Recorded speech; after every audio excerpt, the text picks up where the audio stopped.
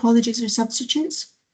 Yes, Convener, we have apologies from Councillors Gavin Nicholl and Louise Nicholl, with Councillor Stewart substituting for Councillor Louise Nicholl. Also apologies from Mrs. Jackie Wilson and Mrs. Anna Cheen. Thank you. And are there any declarations of interest?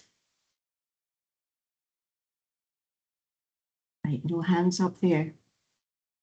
The minute of the previous meeting, can we agree that is a true record? Agreed. Thank you. And so we'll go on to the first of the two agenda items today. This is the Angus Education Report 21-22 and Angus Education Plan 22-27. There really is so much in both the report and the plan, and for those of you who are new to the Children and Learning Committee, I'm sure you've been amazed by the amount of work going on throughout our schools, not to mention the number of acronyms used. So thank you, Tosh, for the glossary at the beginning. Very much appreciated.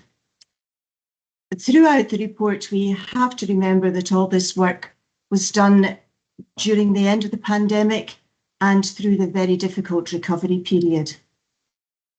Now, I hesitate to pick out any one of these initiatives, so I'll just pick out one or two that really have struck me. I mean, over the last few years, ACEs, Adverse Childhood Experiences, become better understood. And it's therefore really good to see that the trauma-informed training which school staff have been going through and will be continuing to undertake. This helps all children, but particularly those care experienced young people we are seeking to support through the promise, which those of you who attended the excellent showcase before this meeting will understand. At the very basis of a child's ability to read and write is the understanding and acquisition of language. So I'm so happy to see that there's a lot being done to improve this through putting EYPs into the primary 1 classes for more learning through play, and the ELCLAN programme. These are just two of the things that are on offer at the moment. Councillor Shepherd and I visited Muirfield School and heard the passion which the deputy head spoke about the progress being made through that programme. Now, I do have to make mention of Oxterhouse Primary School, who have achieved the first Gold Award in Angus for the Rights Respecting Schools, and I'm sure you'll join with me in congratulating them. I think we've got a contender for the next showcase session here, Mr. Armstrong, if he's on the call. Finally, I know that our director has been keen for a while to introduce 2 to 18 tracking, and now it is being introduced. Every school will be able to get the in-depth knowledge of their pupils from the very earliest of ages. And this has been followed up by the 2 to 18 strategy as well. So the plan is comprehensive, complex and ambitious, but let's be under no illusion that it will be easy to implement, given the impending cost of living crisis, which will lead to the increased poverty levels of our children and their families, making that poverty-related attainment gap even more difficult to decrease. So that's enough from me. Sorry, but I do get a bit passionate. Before we start on questions, obviously, due to the Queen's funeral yesterday, you wouldn't have been able to contact officers with questions. So I wonder if you could perhaps try to keep your questions to the more strategic ones here and ask more operational ones to officers over the next few days. Right. Any questions on this?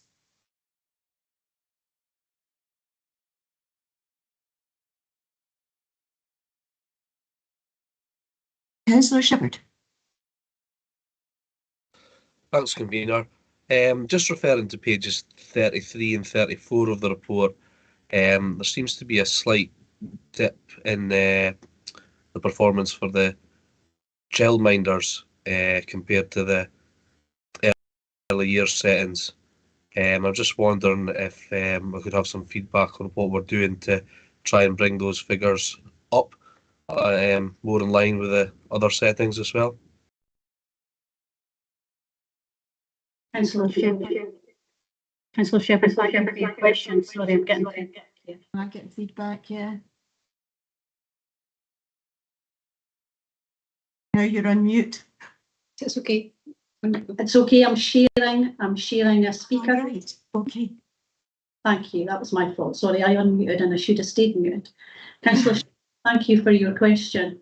You will note from the table on page 34 that there are leaks. So the grading below adequate, and those do not.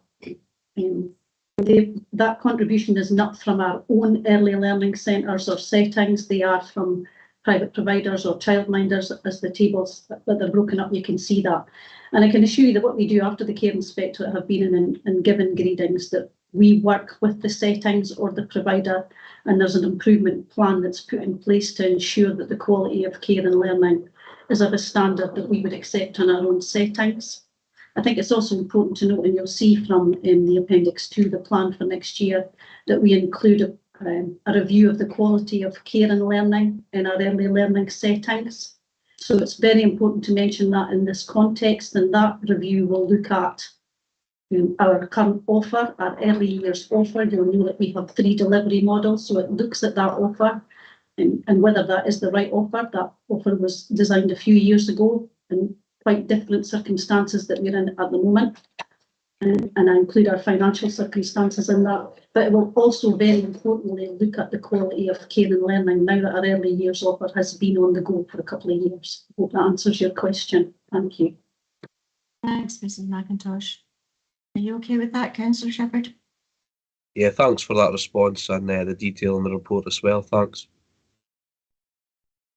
Councillor Melville. Thanks very much, Convener. On page 26, it mentions the recruitment of the Learning for Sustainability officer, which I think is really important. But given the scale of the climate crisis and the ever-pressing need to take action to deal with it, how do you see the remit of that position evolving to keep pace with that? Thank you, Councillor Melville. And those of you that were around during COVID will remember that we got some COVID recovery money for a range of things related to learning for sustainability. One of those, really importantly, was to allow amendments to school grounds to allow all of our children and young people to access the outdoor areas. Some of our pathways and our steps were not fit for purpose. And in that COVID recovery money, I asked for some funding for a Learning for Sustainability officer. And the role that we foresaw for that officer immediately was in helping our schools understand how best to use their school grounds for outdoor learning. And you're right, Councillor Melville, it is a massive agenda. The whole Learning for Sustainability agenda is massive, but it's not just for our schools. This is our school contribution in terms of using the outdoors better. And staff in our schools will be well into everything to do with climate change, everything to do with responsible use of energy. They'll include that in their everyday learning, but our Learning for Sustainability officer is part of, I hope, a wider council agenda and a council Learning for Sustainability plan. Thank you. That's okay, Councillor Melville. Fine. Councillor Bell. Thank you, and thanks for the report, Kelly. I absolutely don't underestimate the amount of work that's gone in over the past few years and will be needed going forward. I've got a few questions, and I'll wrap them all up in one as briefly as I can. There are some formatting technical glitches, I think, in the document that I think might be edited before it's submitted to the Scottish Government. But I wondered if it might be possible to include at the head of the plan something that really puts poverty into a more visible context in relation to a public health issue and to outcomes and for opportunities for our children who are born into our poorer families, and how that ties into their learning potential, so that what we see is around tackling that. And I think emphasising that the attainment gap is a poverty-related attainment gap at as many opportunities as possible would be helpful to consolidate that. And specifically around some of the stretch aims, round about page 45, 46, I know the plan is ambitious. I just wanted to pick out a couple to see if they could be even brought in a little bit. And I appreciate operationally you have your finger on the pulse, Kelly, so apologies for that. I just felt that the stretch aim around the proportion of care experienced children and young people attending school more than 90% of the time by June 2027, and also the professional learning requirements, that all new staff are trauma informed and all key staff are trauma skilled. I wondered if it would be at all possible for them to be brought in a wee bit. I felt that was quite far ahead, but again, apologies if I've totally being unrealistic on that. Thank you. Councillor Bell, thank you. Maybe saw me smiling at the beginning because you all managed to squeeze a few questions into one. I think I managed to write them all down. You will note that there's reference to child poverty and tackling the poverty-related attainment gap on pages 39, 40 and 44. And in fact, a lot of other things there. Kelly, I did, yes. I just felt it needed to be plugged a bit more and to have that context at the beginning in very plain English that poverty is a public health issue and poverty impacts children's outcomes in a narrative. Thanks. And with regards to the stretch aims, at the moment, our attendance for children who are care experienced in the primary is actually broadly in line with all children in the primary. The issue for us is with our secondary school attendance, in particular those who are looked after at home. And we've made the stretch aim because we know that at the moment, for our children at home, it's below 75. And we don't have a lot, relatively, in terms of all the children at school, we don't have a lot of young people who are care experienced in our schools. So we've made that stretch aim looking at the individual children and young people and trying to be realistic. I hope that makes sense, rather than just think, let's try and get it to 80. Of course, we would like all the young people to have attendance that is similar. But we do recognise that for our children who are care experienced, particularly those who are looked after at home, their levels have always in the past been lower, and this is an absolute focus for us. With regards to the professional learning, the stretch aim for June 2027, I guess that was an absolute for us, because in fact what we will do is make sure that when our newly qualified teachers start with us, part of their induction training will be the online modules which make them trauma informed. So that will happen sooner than June 2027. I absolutely take your point. And by June 2023, when we say key school staff, and the difference is that they will complete trauma skilled practice training. So trauma informed and trauma practice are at different ends of a continuum.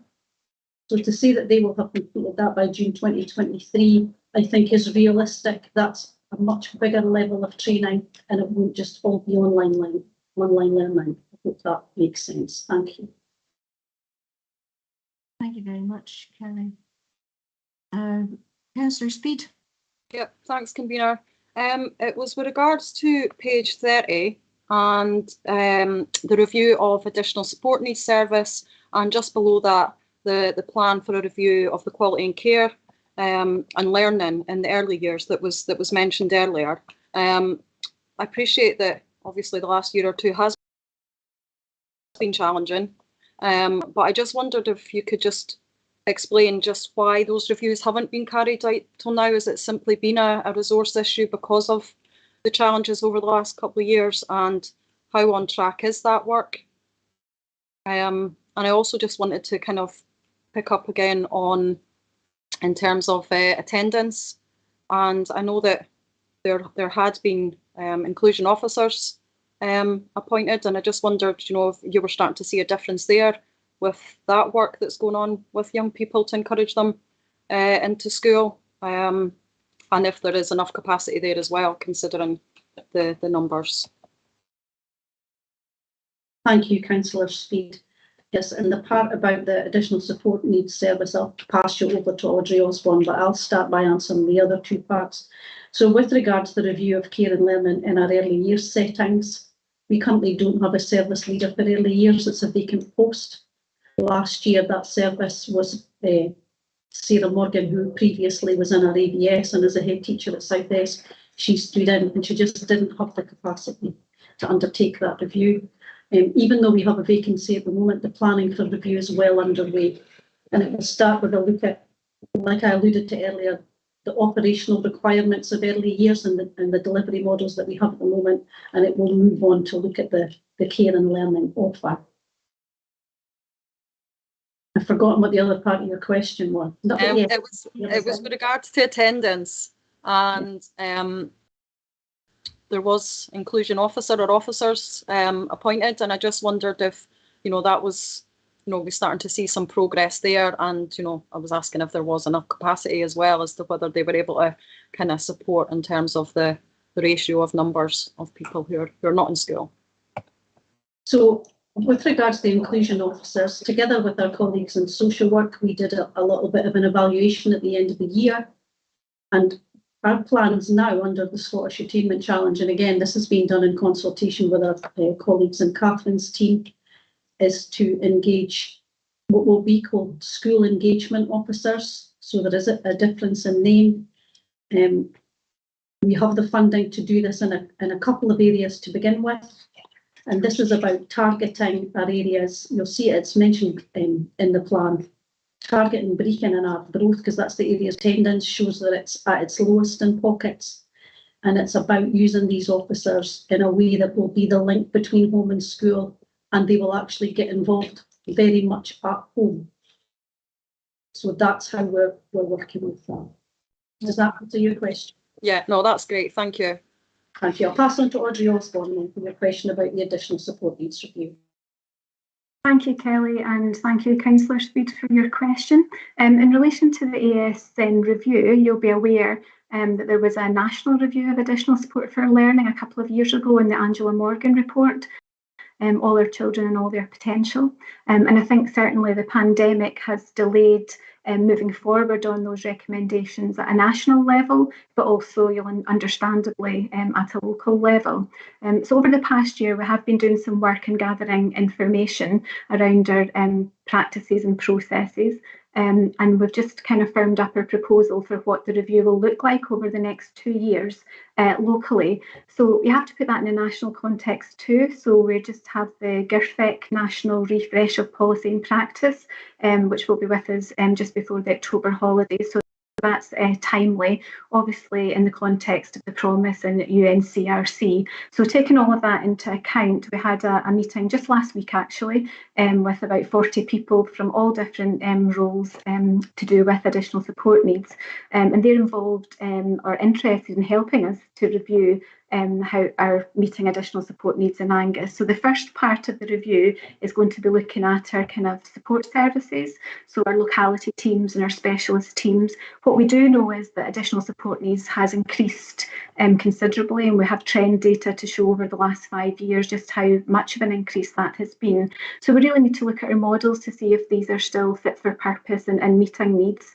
And in the year on from that, we're going to be looking more closely at inclusion in our schools and how we're managing to meet children's needs. And we have Janine McCulloch from Education Scotland was at our meeting last week.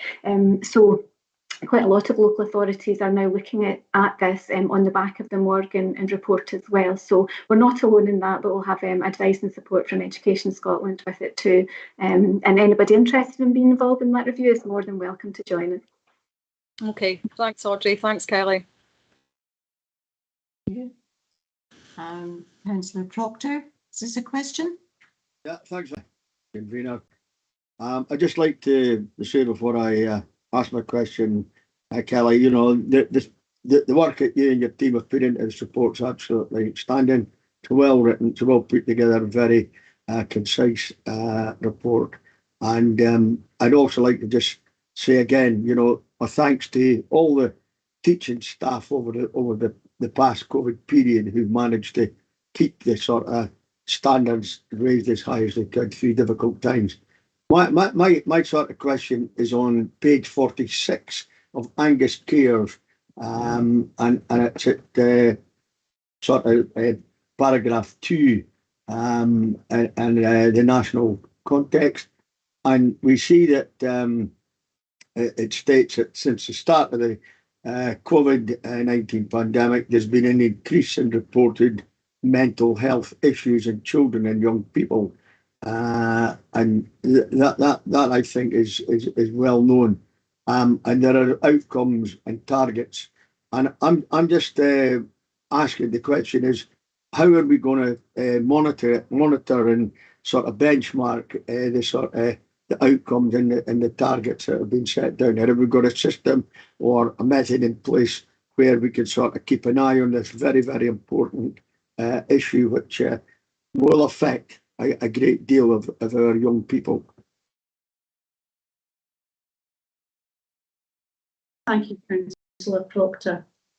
Yes, so I think what you highlight is the importance of that paragraph 2, and the emotionally based school avoidance. The very fact that we have put it in a directorate plan and it's not just sitting in Mrs. Osborne's service plan for additional support needs shows the importance of it and the increase that we have seen. And I would say that we will monitor this with key staff in the school, so our pupil care and support teachers and our head teachers who know our children and young people best. And they'll monitor that. All of our service leaders will be involved in monitoring that, not just Audrey's service. But I think the other really important thing to remember is that the 2 to 18 tracking tool that was mentioned previously allows us to hold information for our young people all in one place and to very carefully monitor their progress, not just with their attendance, it's very simple to do that, but in their learning and in any intervention that we are putting in that is seen to be helping. So when we do what we now call progress and learning meetings, in the old days they were called attainment meetings, and it was all about how many hours you were getting. They're called progress and learning meetings now, and it's much easier for us now to look at groups of young people or individual young people and discuss their progress. So this is something that will be really high on our agenda, obviously keeping a weather eye on whether this level of anxiety continues to increase despite all of our best efforts. Thank you. Thank you very much, Kelly. Audrey, do you want to come in on that? Yeah, I would just like to add that we will have some baseline measures. So this year we'll undertake the health and wellbeing census, so the national census. So that will give us a baseline for some of that we can come back to. And obviously, because of COVID, we have a range of mental health supports and services, so including counselling in schools, for example, and they report on a quarterly basis about the number of children and young people that are coming to them with the likes of anxiety. So we'll have data that we can draw on to show that the supports and services are actually making a difference. And along with that, we have Connected Tayside, which is an emotional health and wellbeing strategy for children and young people across Tayside as well. So we have a range of measures, I guess, that will give a baseline for which we can compare to see the difference that the interventions are making to anxiety or mental health issues of our young people at the moment. Does that help? Audrey, thank you very much for that. Yeah. And there's also some of the peer support going on in schools too, isn't there? Right, Councillor Clark. And Oh, you're right. You've just slipped onto mute. right, sorry. Thank you, convener, and to Kelly and the whole team. My thanks. I'll comment on something later, convener, but just to summarise a question, really. Kind of touched on peer group work there, and that's a thing that I was very involved in my past. And I'm just thinking in terms of young parents, and then when they get up to the period when they come out of coming out of primary school, going into secondary, and they missed such a lot. So I'm just, they missed a lot this time because there was nothing really in place that we could do for them. But I'm just thinking,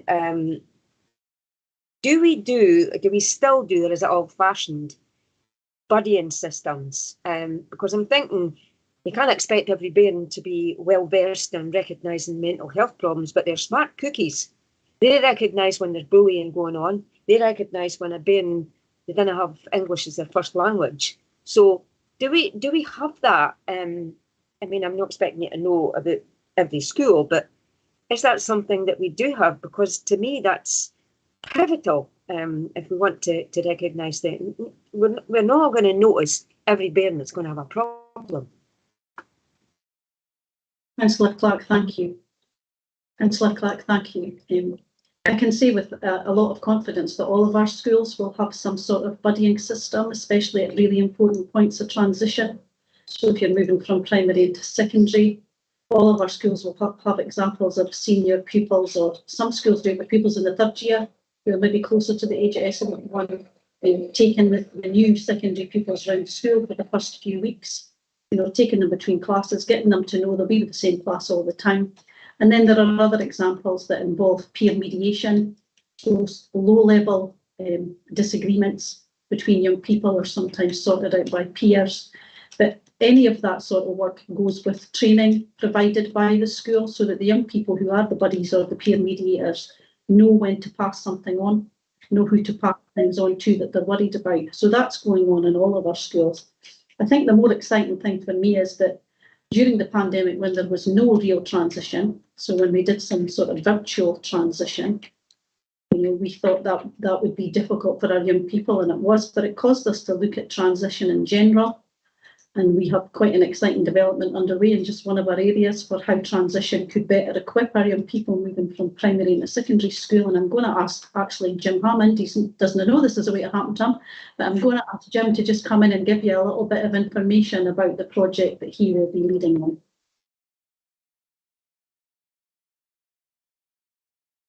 Thanks, Kelly. I always welcome a surprising out on a Tuesday afternoon.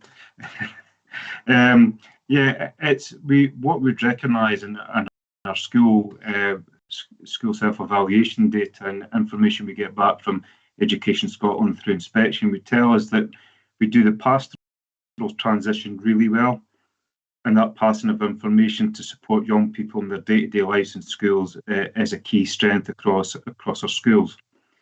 Where we know there's an area where we need to improve on is that curricular transition, so the learning that the young person or child is experiencing in its P7 is carried on at pace and at the same level of challenge in S1, and that S1 is not seen as a fresh start, which can happen at times. So we're really looking at that, particularly in the breaking cluster at the moment, and it's an enhanced transition programme where young people throughout the P7 year will be experiencing the sort of secondary curriculum, working with secondary staff. They'll be in the school a day a week, sometimes just experiencing learning from their current class teacher, sometimes from secondary teachers, and more often than not, teaching alongside one another. So there's co-teaching and co-planning from both primary and secondary staff. So by the time the P7 is finished and they've transitioned into S1, the teachers have a really sound knowledge of where the young person is in their learning, so that pace and challenge can be achieved through that. That will also be firmed up by an extended transition programme in the month of June, where the young people will spend almost all their time in the secondary school and follow a full-time timetable, given that the timetable changes at about May, and the new S1 classes will be there waiting for them. So it's a really enriched and enhanced programme for young people, really focused on the start points of learning, really focused on joint curricular planning across both sectors, and staff are engaging enthusiastically at this current time. We're looking to extend that to a second cluster who are in the planning stage, and we'll come on board for that later on in the session. So it's a building piece of work, and hopefully our young people will benefit from that, and staff really get the learning from it too. Thanks very much, Jim. Thank you. Councillor Gregg. Thank you, Convener. My questions relate to pages 67 and 68 of the report with regards to free school meals.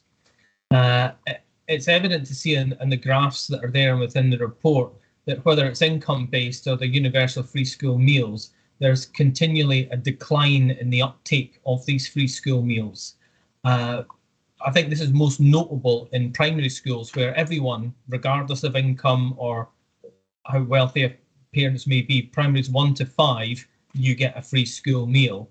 And for 2022, it's shown as a figure here of 60.5%. I know there are some problems with parent pay. I've had parents email me and speak to me with regards to issues with that. I've also spoken to a few teachers and also, again, parents and pupils. And I think some of the problem to do is also with what the meals that they're actually receiving are. I've even had people email me photographs of what their child has been served. And if I'm completely honest, they don't look particularly appetizing to me either. So I'm wondering, is that perhaps a part of the reluctance to uptake these free meals because of how they're presented in the schools? And also, I'd like to know what more is being done, because there's very little in here to say what is being done to sort of stop this decline and to push the free school meals even further. Kelly, is Yeah, I'm happy to take that. Thank you for your question and your comments, Councillor Gregg. I would say that with regard to the operational part of the question, so there was something there about parent pay. So that's a pre-order app, which actually, with regards to our secondary schools, is hopefully going to increase the uptake. Our young people ask for grab and go options, and that app allows for that. We've used feedback from young people about their preferences before introducing parent pay. Our young people want to leave school and meet up with their friends in the secondary, and it's in the secondary that we actually have the biggest issues in terms of uptake. In the primary, it's a lot higher than the secondary, especially for some age groups. But what we do have is differences across our schools, and it's that my manager, Beth's on the call, and she'll probably come in with more information. Beth and I were actually discussing it this morning. When we look at the uptake across each of our primary schools, there are real differences. And it's understanding that and actually understanding why every single child either chooses to go home or maybe go to their grannies, or there's maybe a bit of a fussy meter, rather than try and get a catch-all. I hear what you're saying about the quality of the meals and the issue that people have had with parent pay, and I would ask that any parent who's come to you, if they allow you to share that information, that you share it with Beth, because that's the only way that we can resolve it, if we know exactly who it is and the issues that they've been taken. I'm really, really keen to increase the update of free school meals, particularly for everybody in the primary 1 to 5. The government recently announced again that there is going to be a timeline for primary 6 and 7 again. That had been halted. It is really important to me, given the current economic situation, that families take this opportunity. And Beth and I again discussed this morning about another comms campaign to make sure that people understand that every child in primary 1 to 5 is entitled to a school meal at no cost. Beth, I may have missed something out. Please come in if you can. Thanks, Kelly. I think you've covered most things. As it picks up in the commentary in the report, one element that's kind of out with our control is around the revised nutritional guidelines. We do have data from when nutritional guidelines have changed before, which show a drop in the uptake of both free school meals and school meals more generally, and it then starts to recover. So it will take time, obviously, to see whether that follows through. We do have a service design project which has been looking at increasing uptake of free school meals as well. My team leader has been leading on that for us while I was off on maternity leave. And one of the things that was being looked at within that, I think, was whether there would be any opportunity to influence the nutritional guidelines within taking account of the fact that they need to be within certain sugar levels and all of this as well. So that work is still going to go forward, and there was a need to do further communication, as Kelly had said. So I would like to do a renewed comms campaign, which I'll target towards the October holidays, to before the October holidays. Hopefully we can mop up anyone else who happens to be entitled or doesn't realise they're entitled to, and so when they come back after October, we might start to see a change. I'd also be interested I'm also going to start to look at a more granular level at the data to see whether there's variation at different times of year. It could be that during the summer months, the warmer months, off-site, or they go home, or they choose to have a packed lunch outside with their friends. And in the winter months, we may see the uptake increases as well. So we have a commitment to monitoring this level, this information at a much more detailed level, and we'd be happy to provide more information if needed. Thank you. Right, that seems to be all the questions. Are there any comments? Oh, Councillor Clark. Yeah, thank you, convener, and again, once again, thanks. And I'm going to go back to page 46, and we started to mention the situation, and my councillor colleague, Councillor Ronnie Proctor, mentioned it very eloquently. And I just wanted to make a comment that it is little wonder that we've got young people who reflect us as well, have had their problems, because look at what's just happened to us, both locally, globally, etc. I want to mention that it does say in the report that education at schools are actually reaching out, and they're reaching out to the voluntary sector for some help as well. I commend that, and I'll mention Penumbra. And I've had some experience of working with them. That's a good organisation that does good work, produces good training. But I still think at the end of it, and we're nowhere near coming out yet. COVID is still with us. But I think people tend to forget that when there's deaths in the family, and I'm speaking from experience here, 15 years youth work, when there's deaths in the families, our young teenagers suffer far and away the most. And we expected them to see elderly parents, elderly grandparents in particular, never to see them again. Is it any wonder that they suffered badly with mental health? So I'd like to say thank you to everybody for that, and society in general that have supported them. But I'd like to plug the voluntary sector as well, because we do rely on them. And our young people will get through this, but it has been really, really hard for them. Thanks, Councillor Clark. Okay, can we agree the 3 recommendations? Great. Okay, thank you. We go on to item 5, Angus Adoption Agency and Fostering Panel. I feel that I really want to give our thanks and appreciation to the panel members in Angus who have given such commitment and expertise to all the panels that are mentioned here. Also, obviously, to the staff working under such difficult circumstances, as you can see in 4.3. Clearly, there is a huge need for more foster carers in Angus, but it is a Scotland-wide problem. But we don't want to see our children having to be placed out with the county. Saying that, I would like to place on record our gratitude to our present foster families and to those who've given years of love and attention to children and young people, but now just feel that they need to retire. Lastly, I would like to welcome our Ukrainian guests and thank those families who have committed to giving a home to unaccompanied young people whose experiences it's hard for us to fully understand. Right. Catherine, do you want to say something about the report? I understand you've got Peter McDonnell with you. Does he want to say anything, or do you just want to go to questions? I'm happy just to introduce this convener as the usual annual report for the Fostering and Adoption Service. We are required to produce an annual report, and we put it before members for your interest and obviously for scrutiny today.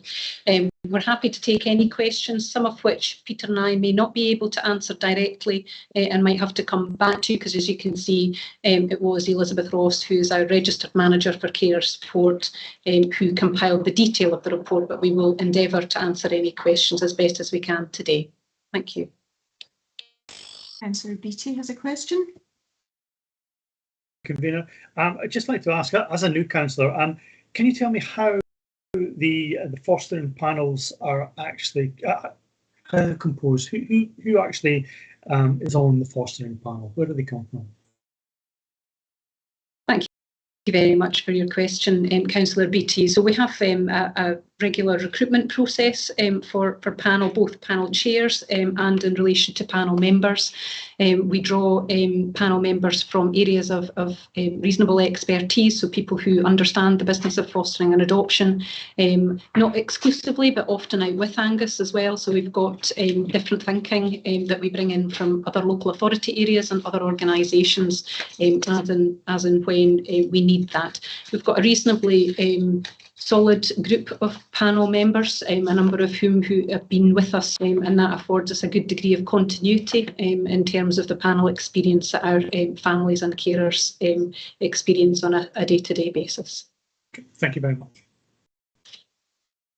Councillor Bell. Thank you, and thanks for the report, Catherine. And you'll know from my caseload that there are bits of this of particular interest. I just wanted to ask a question about the top of page 92 around the legal orders. Is that evidence that our additional legal resource has kicked in? Because I know there was a gap there for a while, or is it increasing demand, or a bit of both? Thank you. Thank you very much, Councillor Bell. So it's probably not a straightforward question. I think there are probably a range of different factors have brought to bear on this particular year. So yes, we did invest in additional legal services capacity, and that has made it easier to progress cases once they've been ready. But actually the biggest impact has probably been the COVID impact. So in the previous year there were very few cases progressing through court systems, because the court system was obviously significantly impacted by COVID and restrictions around their operations. So there's probably been a delay and a kind of an overhang, if you like, from previous years that tipped into this year's report, giving us, if you like, a false positive in terms of the numbers this year, I would suggest. But also the increase in cases where permanence has been considered appropriate internally, and then obviously that then translates into additional court applications at some point into the future. So it's probably less of a specific year impact and more a combination of factors. I don't think we'll necessarily see the same statistics next year. I think it'll even off again. Let's hope so. Councillor Gregg. Thank you, Convener. Generally is around to the recruitment, or the trying to get people to come in and volunteer to foster children or to adopt. And with regards to the financial element of it, I'm aware that there are other private sectors that offer similar kind of things, like Bernardo's and things like that, for example. So what monies are available to people that are looking to foster a child, and how are those amounts come to? Are these minimum amounts that are set by government that everyone must rely on, or are they made individually by each council area, and how it compares to what monies and services and things are provided by private sectors? Is perhaps that a reason as to why some people aren't doing it, because it's more financially beneficiary to them to go with a private sector company than it is to with the council? Thank you very much for that important question. So firstly, our fees and allowances are set by the council on an annual basis for all fostering and adoption fees, and we publish those on the Angus Fostering and Adoption website. So those are all available for members of the public to scrutinise. In terms of the fee structure, it is quite complicated to have a look at, so I won't attempt to take you through all of that. It depends very much on the age and stage of the child that one is fostering. What allowances are available, and then there are separate fees as well, which are payable for their time, if you like, as well as the allowances that we pay to care for children. There are also special ad hoc allowances and other types of support that we can provide in terms of goods and equipment, as and when people may need those to mitigate any financial consequences of providing care on our behalf. And the other very important aspect of support that we provide is the carer support service itself. And the team who are the supervising social workers for all of our foster carers in particular provide bespoke training, support, supervision, guidance around the role, and are there in terms of helping to resolve any issues and difficulties that might come up. So we have a very good system of support in place in Angus, and we anecdotally understand from people who have joined us from other agencies that compares favourably with other parts of the sector. But this is a very competitive environment. There aren't enough people who are in a position to provide foster care across the country to meet all the needs that we might have. And so invariably what we will see is greater enhancements offered by different services trying to attract people in one way or another to their particular agency. So I think you raise a very important point, Councillor Gregg, in terms of how we make sure that we maintain our competitive edge in relation to the fees and the allowances that we provide. There is at the moment no nationally agreed level. But what we do is we benchmark against other organisations, particularly local authorities, with the fostering network, and we always try to align our allowances favourably within that where the budget allows. So I hope that answers your question, and I'm happy to provide any other individual detail you may need after the meeting. Okay, thank you for that. Councillor Proctor. Thanks very much, Convener. Catherine, just on page 92, table 3.3, I should maybe know that, but I don't. What is the, it mentions short breaks. We've got interim, permanent break, short breaks. How long is a short break? And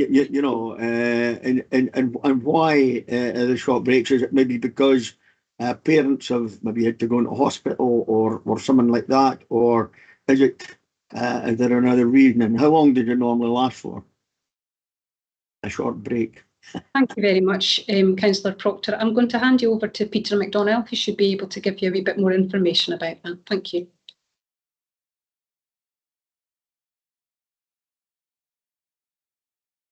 Struggling there with my camera. Short breaks element of the care provided, essentially what it says on the tin is to provide those regular breaks for families, and also built in as part of our offer for longer term foster placements as well, so that carers can have a break from time to time too, to support them to continue their caring role. How long? I mean, ordinarily you'd be looking at something like, a weekend on a regular basis, or during holiday periods where families get the opportunity to go away for a week or two. So that would be the kind of general pattern for short breaks. Okay, thanks very much. Councillor Speed. Yeah, thanks, Convener. It was with regards to page 97 and the priorities for 22-23. And the last bullet point in terms of responding to the emerging requirement to support unaccompanied minors from the Ukraine. I guess I'd like to think that children would be coming, together with their siblings. However, I guess that might not necessarily be, families and children may be separated. And I just wondered how challenging that might be to keep them in touch with their brothers and sisters, and what additional supports the local authority get and to enable them to do that? Is that something that could prove to be quite difficult? Thank you very much, Councillor Speed. So I will pass on to in just a moment, who is our lead on all things support for Ukrainian children. However, what I would say is our role in relation to accompanied minors from Ukraine is quite specific. It relates to our obligations as a fostering agency around private fostering, and you'll see reference to that elsewhere in the report. It's not a very common area of practice for us, and it's unlikely to be something that we see in significant volumes initially. However, there is also a risk, of course, that such placements may tip into a more formal arrangement with formal social work oversight required. So what I'm going to do is hand you over to Peter, who is very well versed in terms of our supports and the infrastructure in place to support young people in this position. Thank you. No camera again. No, we're not seeing you. Oh, the issues with getting the camera off. Locally, we have a dedicated worker for unaccompanied asylum-seeking children. This was set up primarily for the National Transfer Scheme, the UK government. He's also more recently become involved in the offer that we now have for Ukrainian minors coming into the UK. And I would imagine this will be something that we'll talk about more detail next year in next year's report. We have just actually within the past week approved our first host for 2 unaccompanied minors, family friends actually, who are being placed with somebody locally in Angus. And as I mentioned earlier on, we do have a dedicated worker who's providing support in and around about unaccompanied minors more generally, and he's made all the relevant contacts with Asian colleagues and also other agencies more locally as well, and works in conjunction with other colleagues across Tayside so that we can share learning and experience on a pan-Tayside basis as well. It's certainly an emergent theme, and as Catherine mentioned, the ask of us is really quite different to the National Transfer Scheme that we're mandated into. And it remains to be seen how that's going to work out over the course of the next 12 months. Thank you, Peter. Okay, thanks, Peter. Thanks, Catherine. Convener. Are there any comments? Your hand's still up, Councillor Speed? No? Okay. Can we agree the recommendations? There's just 2 of them on page 73. Can we agree these? Agreed. Agreed. Thank you. Well, thank you very much for all your questions and your comments, and thanks to all the staff who came today. Thank you. Bye-bye. Thanks, Mike. Thank you.